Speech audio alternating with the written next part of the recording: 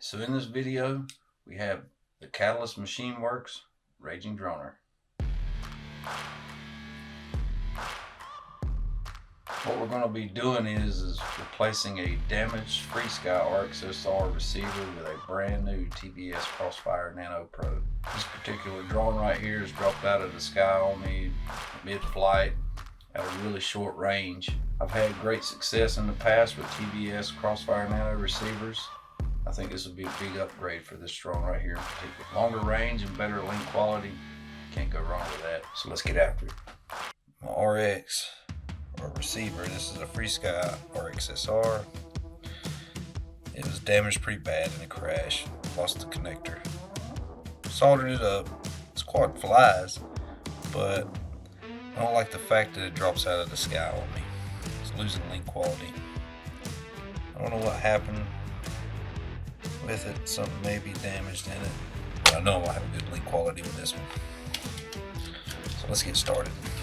I love this TS100 soldering iron. I purchased this cable right here from Race Day Quads. That way I can power it all the time. I also have the connector for it where I can hook it to a 4 to 6S LiPo and solder in the field. It's a great little iron. First things first, let me get this receiver taken off here. It comes with the Immortal T antenna.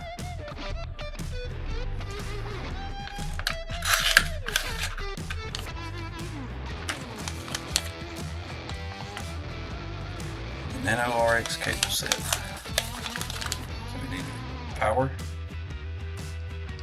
a ground, a signal, smart audio wire. There's a fair amount of heat shrink there too. That's good. Extra stuff to go along. Spare parts bin. So anytime you're ever hooking a receiver up to a flight controller, you're trying to talk back and forth. This goes with a lot of different things. See, I got a TX and an RX. I don't even know if this one show up on camera. This is the receiver and this is the transmit. And in order for it to talk back and forth with the flight controller, you'll take the receiver or the RX and you'll solder it to the TX pad, which is going to be TX5 on the CL Racing F7 version 2.1, which is the one I have. And I'll take the transmit pad and I'll solder it to the receive pad. That way it's talking in a loop. Some fresh solder on that. Let's get our ground soldered up.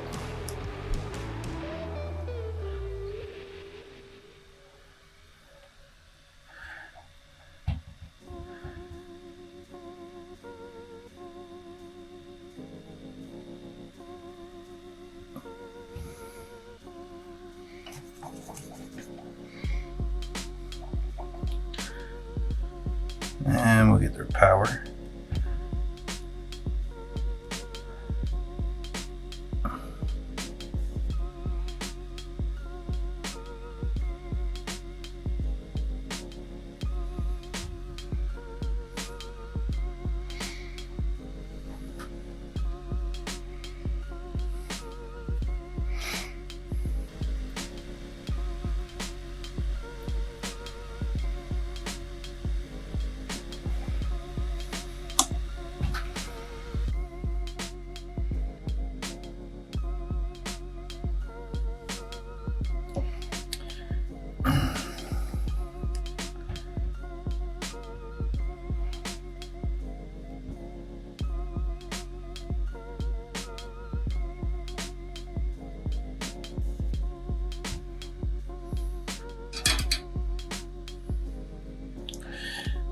And there we go.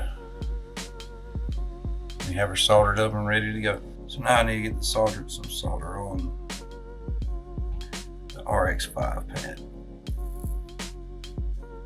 I'll go ahead and freshen all this solder up here.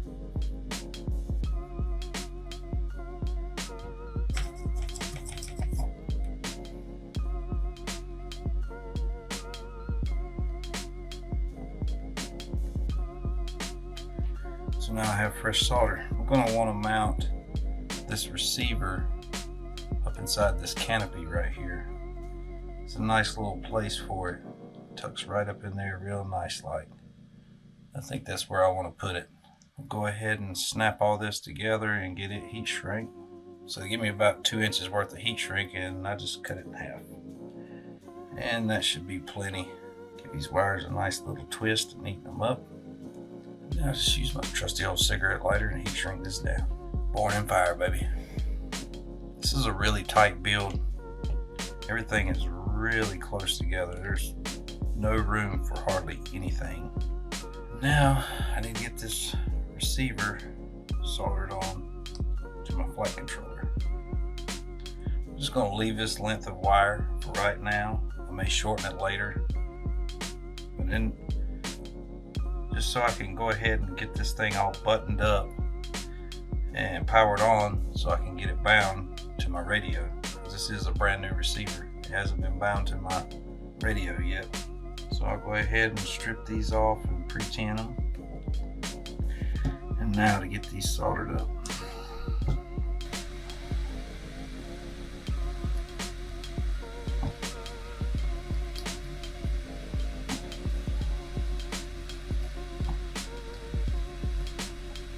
Now if you remember correctly, the white was the RX wire, so it has to go to the TX pad.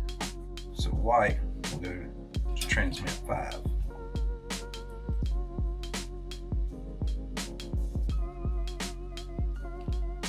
And then of course the yellow was the transmit the receiver, and it goes to RX5. And there we have it. It's hooked up. It's ready to go. So now all that's left to do is let's get all this stuff buttoned back up. So now we have everything buttoned back up. Now I need to get this receiver bound to my radio. Before I put any power to this quad, I'm going to go ahead and do a pre-check. I can use this smoke stopper, which I'm probably going to do.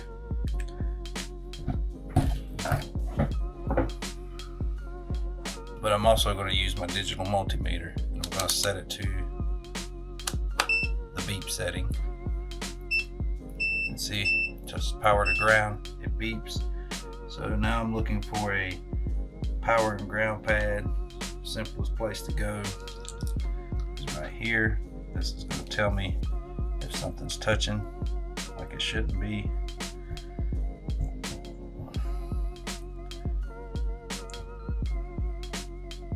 Everything checks out, and just for the extra safety, I do have a smoke stopper. So I do have my quad selected in this radio, but as you can see, the external module, it doesn't know that it needs to be on because the radio hasn't told it to turn on. I have the old FreeSky RXSR receiver programmed into my radio. We're going to change that real quick and easy. So go to model. I'm going to scroll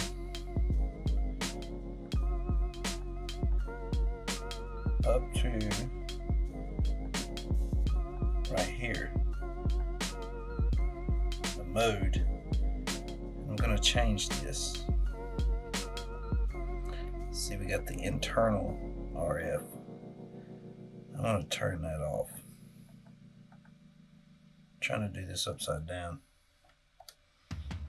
So let's select. We turned it off. Trying to do it upside down is confusing me.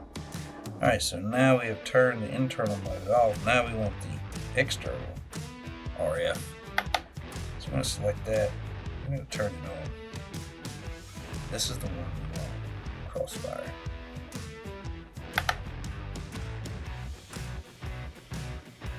So now with that selected, you see it's on the back of my radio. Now, how I'm going to do this is I'm going to press this button right here, so it's looking for a receiver now. So now we have a problem here. And the problem is this receiver is not running, doesn't recognize the firmware on this module. This module's been updated. So it appears I'm going to have to go into onto the computer and actually connect my radio up to the computer and connect to the Team Black Sheep website and update this receiver. So before I update this receiver, I'm going to go ahead and go into beta flight, and I'm going to connect up to this quad, and I'm going to go ahead and change my receiver protocol. First I need to go into the ports tab. We got UR5 enabled. So that's good. And we're going to go into the receiver, and we want to change this to Crossfire. Now we're going to save and reboot. Now I'm going to have to open up TBS Agent X. TBS Agent X.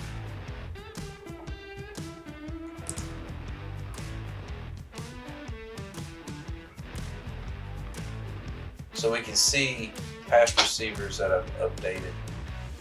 We see my transmitter module right here, it was updated. So these are the firmware versions that it's running. I'm going to connect TBS Agent X up to the transmitter. And then I'm going to power on the quad. So I see I got a green light right here for the Crossfire transmitter. So let's click on this. I'm going to power off the drone, and we're going to power the drone back on. We've got a blinking green light.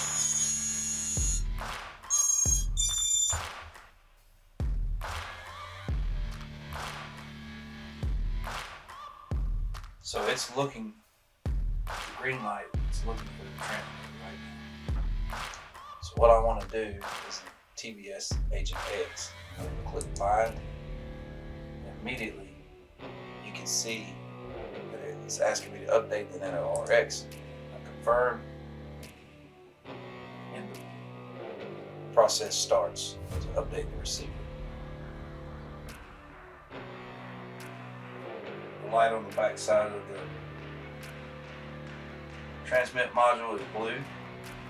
I'm just going to let it run through the update process.